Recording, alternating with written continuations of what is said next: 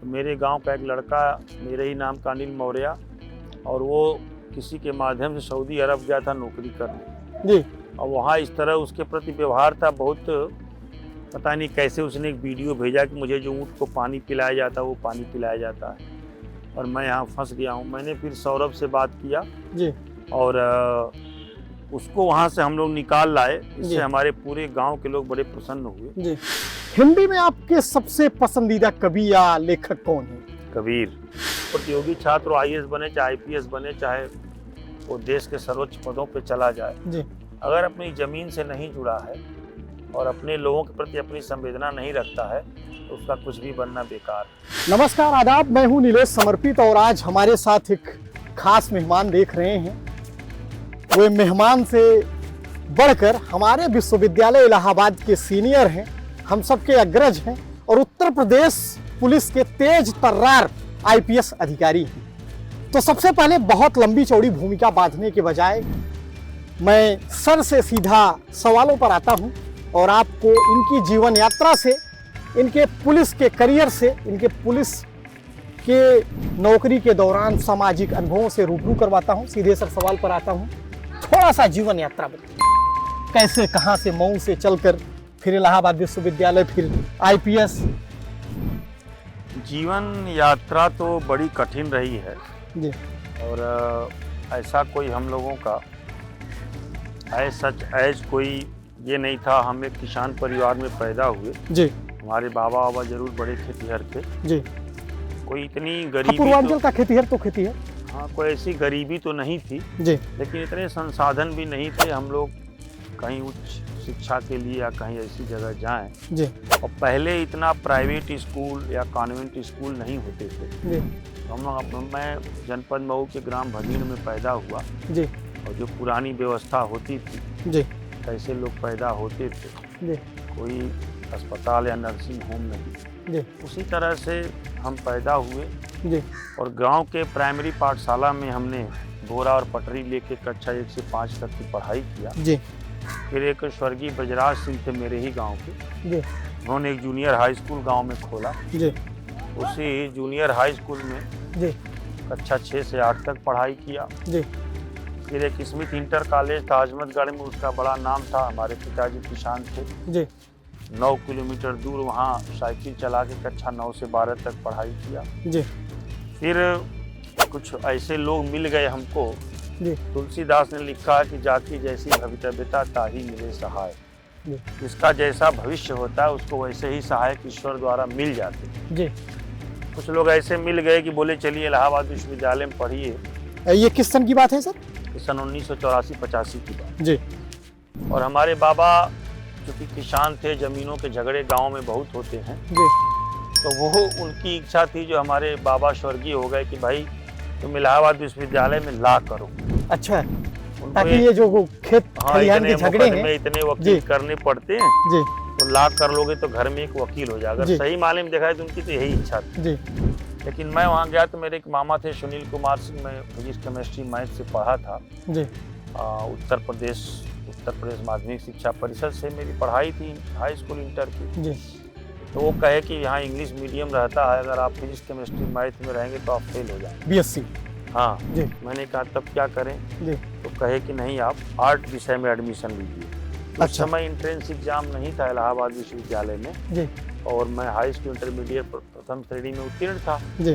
तो वहाँ पे जो विषय होते थे, जी, वो भी आपकी मेरिट के अनुसार मिल जाते थे। जी। उन्होंने हिंदी, साइंस, हिस्ट्री और फिलॉसफी भर के, जी, फॉर्म जमा करवा दिया। जी। अब मैं हिंदी, हिस्ट्री, फिलॉसफी का स्टूडेंट हो गया। जी। BA1 में वहीं गोविंदपुर कॉलोनी में हम लोग किराए का कमरा ढूंढे। अच्छा। स्टोव पे सब्जी बनाना, रोटी बनाना सीखे। अमिताभ बच्चन जी 1984 में सांसद हुए थे, सिटी बसें चलवाए थे। जी। गोविंदपुर से सिटी बस से इलाहाबाद विश्वविद्यालय में क्लास करने आते थे। जी। BA2 में हमारे बड़े मतलब रिश्तेदार कहिए, क्लोज के कुंवर भारत भैया थे। जी। वो हॉस्टल छोड़े थे। जी। तो उनके माध्यम से KPUC छात्राओं से मुझे कमरा मिल गया। अच्छा। 59 KPUC। जी। फिर वहीं पे पढ़ाई लिखाई की। 3rd ईयर में वहाँ 3 इयर्स कोर्स पूरे भारत में सबसे पहले लागू हो गया। जी। तो वो जो है सोचे कि मैं यहाँ लागू करूँ। RP शुक्ला साहब एक वहाँ वाइस चांसलर थे, तो हम लोग 8 महीने तक झेल गए, थर्ड ईयर के क्लास ही नहीं चलते थे। अच्छा। तो फिर बीए के सब विद्यार्थियों ने आंदोलन किया, बीकॉम बीएससी। उस आंदोलन में आप भी थे? हाँ, अरे सब लोगों का करियर खराब हो रहा था, तो जो है फिर रातों रात सिलेबस बना कि 2 विषय होंगे और 3-3 पेपर होंगे। मैंने बीए थर्ड ईयर में हिंदी फिलॉसफी रख लिया, कोई एजुकेशन आ गया बीए थर्ड ईयर में। फिर उसमें ही मैं वैसे हर क्लास में BA1 BA2 BA3 में भी फर्स्ट डिवीजन ही पास होता रहा। फिर 91 में मैंने एमए में हिंदी साहित्य से एडमिशन लिया।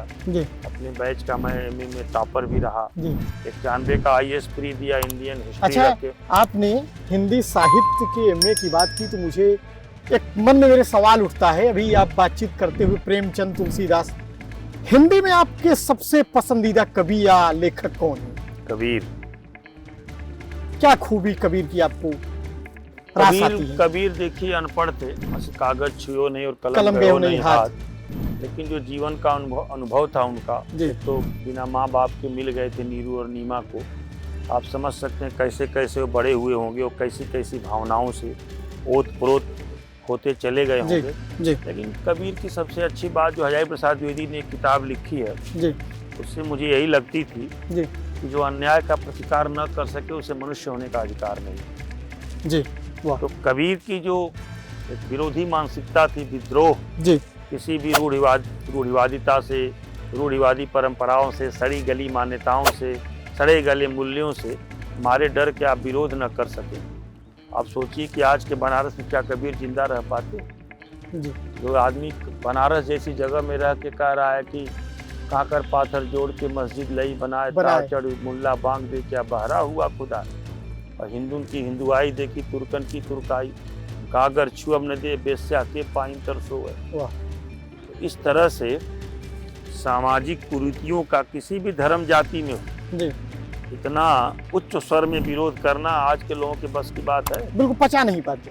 पचा नहीं, घर फूंक दिया जाएगा, घर फूंक दिया जाएगा उनका। तो कबीर को मैं पढ़ता भी था, कबीर के सारे प्रश्नों के। अच्छा, घर फूकने से और प्रतिरोध करने से, विरोध करने से मुझे एक चीज याद आती है। आप इलाहाबाद में थे उस समय, आंदोलन, छात्र आंदोलन, क्या तासीर था? छात्र आंदोलन हुआ करते थे उस समय, जैसे आईसा थी, SFI थी, बहुत अखिल भारतीय विद्यार्थी परिषद भी थी वहाँ तो। लेकिन अखिल भारतीय विद्यार्थी परिषद का कोई नहीं था, बहुत था, लड़ते भी थे, चुनाव थे, लक्ष्मी शंकर ओझा उस समय लड़ते थे।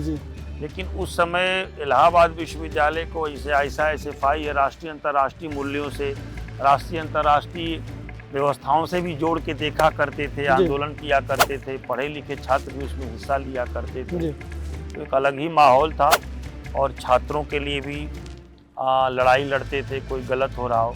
लेकिन लिंग 2 कमेटी आने के बाद जब एक एज निश्चित कर दी गई, तो पुराने नेता वहाँ से चले गए, तो धीरे धीरे जो जुझारूपन था, वो कुंद और वो धार नहीं रही, जो जुझारूपन था वो खत्म हो गया। सब चीजें थोड़ा उन्हें लगता था एक बार हारने के बाद तो उनका कोई राजनीति में करियर नहीं है। अच्छा, एक सर चीज मैं यहाँ पर देख रहा हूँ कि मैं यहाँ सुबह टहल रहा था, तो आज तक मैं कई जगहों पर गया, लेकिन मैं इस स्तर की साफ सफाई में कहीं नहीं देखा। तो क्या ये बाहर से लोग आते हैं साफ सफाई करने? नहीं, देखिए हमारे जहाँ भी रहे हम तो हर बृहस्पतिवार को यहाँ 7 से 9 हम लोग स्वयं श्रमदान करते हैं। मैं स्वयं झाड़ू। ये आपने नियम बनाया आपको हर जगह PSC में ऐसा है? नहीं, ऐसा अब हर जगह है कि नहीं मैं नहीं जानता, लेकिन मैं यहाँ हर बृहस्पतिवार को 7 से 9। अच्छा। हम खुद, हमारे एडिशनल SP को यहाँ DC बोला जाता है, SP रैंक के अधिकारी को AC बोला जाता है। सारे बाबू, चाहे महिला बाबू हो, पुरुष बाबू हो, हमारे सभी लोग, हम सभी लोग एरिया बांट करके। अच्छा। और जैसे कंपनी है, ड्यूटी कंपनी आ गई, 2-2 3-3 कंपनी कभी कभी रहती, कभी कभी एक ही कंपनी रहती है, तो हम लोग सारी एरिया में खुद झाड़ू लगाते हैं। फावड़ा ले के पूरा ये जंगल साफ किया, इतना यहाँ वृक्षारोपण किया, 500 पेड़ तो आम लगा डाले, हजारों पेड़ सागौन लगा डाले, अर्जुन लगा डाले। तो ये इतना मोटिवेशन हो गया, यहाँ पे लोग कूड़ा डाल देते थे अपने आवासीय परिसर में। अच्छा। आवासीय परिसर में कई बार छोटे छोटे बच्चों की मीटिंग किया, कोई भी चीज़ हो छोटी से, अगर चॉकलेट भी खाते हैं तो पॉलिथीन को डस्टबिन में डालिए, और जो महिला लोग रहती हैं, पुरुष लोग, और जो बातचीत कर के इसको। लेकिन ये तो सर काफी कठिन रहा होगा। हाँ, एक लंबा समय भी लगा, ऐसा नहीं कि एक दिन में हो जाता है, लेकिन अब हर आदमी इतना मोटिवेटेड है यहाँ का। कोई भी आप देखेंगे ये जो पतझड़ से पत्तियां गिरी हैं, इसके अलावा एक भी पॉलीथीन आपको कहीं या कहीं गुटखा खा के कोई फेंका ऐसा मिल नहीं सकता। अच्छा, ये हमारे जवान लोग भी सोशल करते रहते हैं। और हमारे यहाँ जो है 5 ठेला ले आया, जमादार जो संविदा कर्मी थे उनको बढ़ा दिया। अच्छा। और हर एक कोने को खुद घूम के हम लोग कभी साइकिल से घूम के देखते हैं जी। इस तरह हर एक व्यक्ति यहाँ बड़ा मोटिवेटेड है और इसकी मतलब दशा दिशा बदल गई जी। आप सर बताओ, डिप्टी एसपी भी काम किए, आप एसटीएफ में भी रहे और आप पीएसी में अब सेवा दे रहे हैं। ये तीनों का जब आप तुलना करते हैं तो आपको क्या फर्क नजर आता है और देखिए कैसा अनुभव आपका बहुत अंतर है। आई डिप्टी एसपी मैंने जब सर्किल ऑफिसर के रूप में एससीओ काम किया जी, तो भाई उसमें पब्लिक से बहुत इंटरेक्ट होते थे जी। अभी मतलब कहीं मेला लगा है, कहीं वीआईपी आ रहे हैं, कहीं कोई दंगा फसाद हो गया जी, कहीं कोई आपसी झगड़ा है, हत्या है जी, उसमें काम करते थे जी। एसटीएफ में भी 1 साल में रहा, उस दिन प्रभारी एसएसपी भी रहा जी। वहाँ पे तो बड़े अपराधियों, बड़े माफियाओं पे काम होता है जी। केवल जो जैसे इनामिया है, कोई कुख्यात अपराधी है, कैसे गिरफ्तार करें। आपने देखा ही था बिकरू कांड में कैसे एसटीएफ ने भी उसके विकास दुबे को मारा था जी। और जो पीएसी है ये एक अर्धसैनिक बल है जी जी। इसमें कोई पब्लिक डीलिंग का काम यहाँ नहीं जी। यहाँ हमारे 1600 जवान थे, 400 लोग चले गए हैं एपी वगैरह में, 1200 लोग हैं। तो इनके कल्याण के बारे में, इनके अनुशासन के बारे में, इनका जो जगह जगह पीएसी कंपनी रहती है उनकी चेकिंग करना, इसका काम ही बिल्कुल अलग है। इसमें कोई इन्वेस्टिगेशन का काम नहीं है, लॉ एंड ऑर्डर का काम नहीं है। केवल जो जवान हैं उनके अनुशासन को से लेकर के, उनकी छुट्टी से लेकर के, उनके व्यवस्थापन से लेकर के, उनकी मेस, उनकी शारीरिक दक्षता, शारीरिक फिटनेस, इसी सब कामों को देखना रहता है। आपको सबसे ज्यादा मजा कहाँ आया? मजा तो हर जगह आया जी भाई। फील्ड वर्क एक अलग था, तब नई नौकरी थी। क्योंकि मजा शब्द का इस्तेमाल मैं ये कर रहा हूँ, इसलिए कर रहा हूँ क्योंकि जो आपकी तासीर है केवल नौकरी करना नहीं, काम को जम कर करना। नहीं, मैं अपने गांव में भी ऐसे बहुत काम किया हूँ। मैंने ट्रैक्टर चला के खेती भी की है जी। आलू भी रखने कोल्ड स्टोर पे गया, गन्ना भी लेके चीनी मिलों पे जाता था जब मैं गांव में रहता था। और पुलिस की नौकरी में भी हमने सहारनपुर, मुजफ्फरनगर, हाथरस, कासगंज, मैं सीओ सिटी रहा 2 साल अयोध्या। वर्तमान सरकार जब बनी, प्रथम दीपोत्सव, द्वितीय दीपोत्सव और धर्म संसद, मीडिएशन, सब में वहाँ 2 साल 1719 एसपी सिटी रहा। तो काफी दबाव रहा होगा। तो उस समय नई जब सरकार में व्यवस्थाएं थी तो हर तरह का अनुभव हुआ, हर तरह का आनंद आया, कहीं कष्ट भी हुआ। अयोध्या की ड्यूटी अलग थी, सुबह 3 बजे उठ के मंदिरों में जाना पड़ता था, सरयू जी पे स्नान करके लोग दर्शन करते थे। पीएसी में उस तरह की ड्यूटी नहीं है, यहाँ पे थोड़ा आपको आराम भी है जी। और एक सेना नायक का पद जो है, क्योंकि अर्धसैनिक बल है, सुविधाएं भी हैं और इनके जवानों के बीच काम भी है, तो हर का अपना अलग अलग आनंद है। अब यहाँ उस तरह नहीं कि रात भर जग के रोड पे घूम रहे हैं और गश्त कर रहे हैं, यहाँ दूसरे तरह का। आप कबीर और मुंशी प्रेमचंद को अपने पसंदीदा कवि और लेखकों में शुमार करते हैं, यानी जाहिर है कि आपका जमीन से लगाव बड़ा पुराना रहा है और जमीन से आप काफ़ी लगाव रखते हैं। तो आज जब इस सेवा में हैं आप, आईपीएस की सेवा में हैं आप, तो आपको गांव कितना याद आता है? नहीं, मैं हमेशा अपने गांव से लगाव रखता हूं जी। और मैं अभी एसपीआरए था जब गाजीपुर, पहली बार अपने गांव के निकट के जिलों में, गाजीपुर में 15-17 2 साल एसपीआरए रहा जी। जिला पंचायत मऊ में खुद पैरवी कर के 40 लाख रुपए में सीमेंट ईंटों की इंटरलॉकिंग करवाया गलियों में। अच्छा। जब मैं एसटीएफ में था तो अपने भतीजे को वहाँ लड़ा के प्रधान बनवाया था। अच्छा। आज मेरे गांव में कोई भी रोड ऐसी नहीं जो सीसी न हो, सीमेंट की ईंटों की इंटरलॉकिंग न हो जी। माननीय परिवहन मंत्री दयाशंकर सिंह जी मेरे मित्र हैं जी और मुझे बहुत मानते हैं। एक बार गांव में अभी हमने, आप इलाहाबाद विश्वविद्यालय पढ़े हैं, वो लखनऊ? हाँ, लेकिन सन 96 से उनके चुनाव में हम लोग जाते थे। अच्छा। सभी से परिचय था जी। तो हम अपने गांव में अभी पिछले साल जब पीएसी में आए जी, तो थोड़ा समय मिल गया तो होली मिलन समारोह करवाए थे, जनरली गांव में नहीं होता है। अच्छा। उसमें माननीय परिवहन मंत्री श्री दयाशंकर सिंह जी आए थे, तो गांव के लोगों ने कहा कि भैया कोई अगर एक बस चल जाती जी, उन्होंने तुरंत आदेश किया। मेरे गांव से डेली सुबह एक रोडवेज की बस जिला मुख्यालय मऊ जाती है। अच्छा। और शाम को आके वहीं रात भर खड़ी रहती है। अच्छा। अभी हमारे यहाँ एक महाराज जी कुटी है, कुटिया धाम जी। उसके लिए ये सौरभ के ही साथ माननीय मुख्य सचिव दुर्गा शंकर मिश्रा जी से या पर्यटन मंत्री जयवीर सिंह से, जी जी जी, श्री जयवीर सिंह से, सबसे हम लोग मिलते रहे जी। अभी 1 करोड़ 15 लाख मिला है जी। और वहाँ का पर्यटन विकास के लिए बहुत बड़ा काम हो रहा है मेरे गाँव। अच्छा सर, एक चीज और थोड़ा सा करीब आ जाइए। पिछली बार राणा जी की तो जयंती और करीब आइए। महाराणा प्रताप की जयंती पे हम लोगों ने बहुत अच्छा कार्यक्रम किया। तो गांव के लोगों से तो मैं हमेशा जुड़ा रहा। जैसे आपने कहा कि गांव के लोगों से, इधर सर हल्का सा धूप आ रही थोड़ा सा, आपने कहा कि गांव के लोगों से आप हमेशा जुड़े रहते हैं। गांव के लोगों के लिए आपने बस चलवाया, सीसी रोड बनवाया।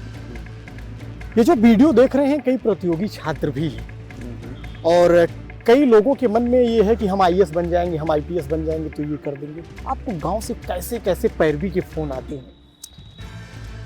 पैरवी के तो बहुत छोटी छोटी पैरवी के भी फोन आते हैं। जैसे किसी की मोटरसाइकिल का चालान हो रहा है तो भी फोन आ जाएगा जी। किसी को कोई अन्य विभागों में भी कोई काम, जैसे पुलिस विभाग में ही नहीं जी, अन्य विभागों तो में आपको झुंझलाहट भी होती होगी? नहीं, झुंझलाहट तो नहीं होती। कभी कभी जैसे कि हर चीज कराना तो संभव है नहीं जी, लेकिन ठीक है जितना संभव हो पाता है जी। तो 3 लोगों की मदद करते रहते हैं। लोग ये जानते हैं कि हाँ इनको फ़ोन करो। मैं फ़ोन जरूर उठाता हूँ जी, और फ़ोन उठाता हूँ। मेरे नंबर 13-14 साल पुराने जी। और कोई भी चाहे प्रतियोगी छात्र आईएएस बने, चाहे आईपीएस बने, चाहे वो देश के सर्वोच्च पदों पर चला जाए, जी। अगर अपनी ज़मीन से नहीं जुड़ा है और अपने लोगों के प्रति अपनी संवेदना नहीं रखता है तो उसका कुछ भी बनना बेकार है। एक किसी बहुत मशहूर शायर की एक लाइन है कि आसमानों पे ठिकाने किसी के नहीं होते, जो जमी के नहीं होते वो कहीं के नहीं होते। अच्छा सर, पैरवी की बात, पहचान होती है वो आपकी जमीन से होती है। जैसे आपने सर पैरवी की बात की, कोई आपको ऐसी कोई सिफारिश या पैरवी याद आती हो जो आपको बड़ा अजीब लगा हो, कि मतलब कहने से पहले सोचा होता कि मुझसे क्या पैरवी करवा रहा है? कुछ याद है? ऐसी तो बहुत घटनाएं हैं, बताइए कुछ थोड़ा सा। लेकिन एकाक ऐसी अच्छी घटना है जी। जैसे मैं एडीजी जोन साहब का स्टाफ अफसर था वाराणसी में, श्री भूषण शर्मा जी का जी। तो मेरे गांव का एक लड़का मेरे ही नाम का अनिल मौर्य, और वो किसी के माध्यम से सऊदी अरब गया था नौकरी करने जी।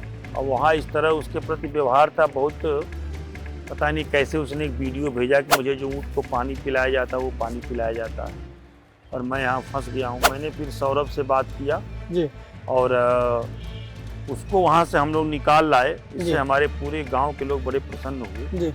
और मतलब ये घटना जो है मेरे जीवन के लिए बड़ी प्रेरणादायी रही। कैसे कैसे हम लोगों ने वहाँ मंत्रालय से बात करके कि जो व्यक्ति दलाल उसको ले गया था उसको थोड़ा सा प्रेशर में ले करके कैसे कैसे उसको बुलवाया जी। और उसका घर परिवार उस समाज के लोग बड़े प्रसन्न हुए। अब सर एक सवाल है कि जो जिस इलाहाबाद ने आपको यहाँ तक पहुँचाया या जिस इलाहाबाद ने कह सकते हैं आपको गढ़ा, आपको बनाया, वो इलाहाबाद कब याद आता है कभी?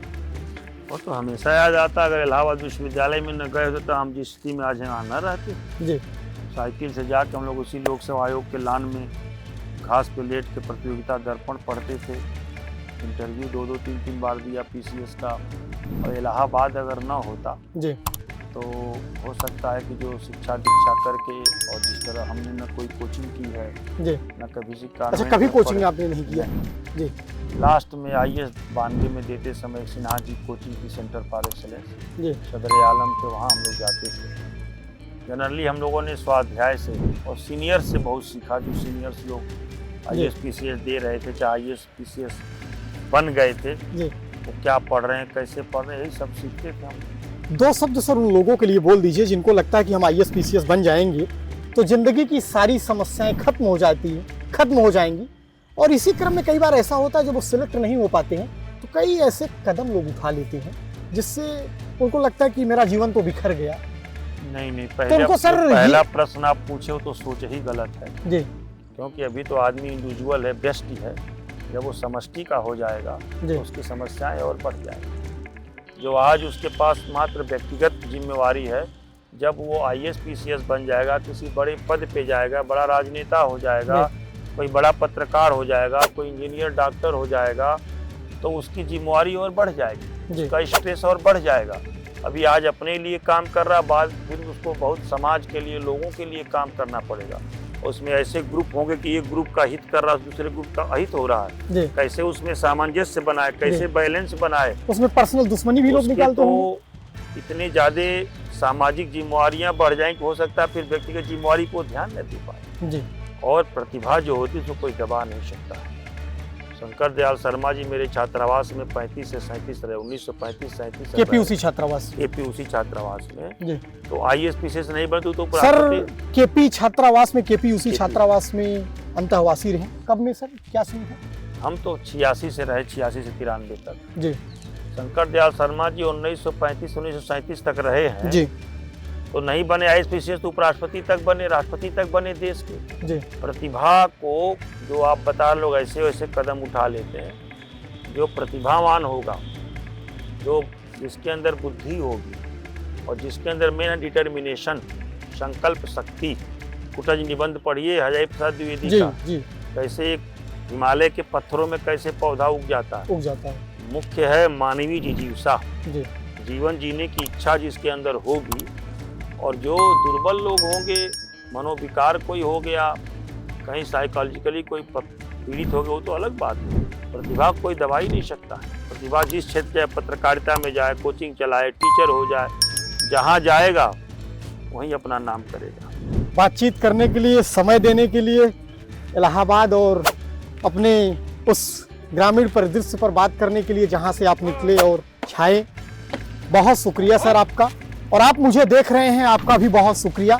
आप बने रहिएगा हमारे साथ, फिर किसी और अतिथि के साथ आपकी मुलाकात होगी। तब तक के लिए हमें इजाजत दीजिए। शुक्रिया, नमस्कार।